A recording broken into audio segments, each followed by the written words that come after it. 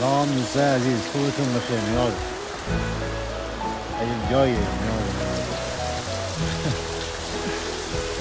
آقا، هر وقت هر چقدر از آدمان دورتر باشی به خودت نزدیکتر میشی. بیا تو طبیعت، ولشو رها، بس خودت پیدا میکنی. چند وقت این کارو کنی دیگه بیشتر با خودت حال میکنی. دیگه نمیتونیم تحمل کنیم دوره برای زیاد آدم باشه.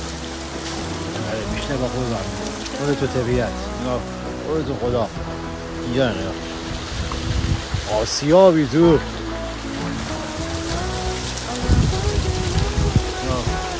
وقتی دیگه با خودت حال بکنی دیگه با هیچ کی دیگه حال نمیکنی.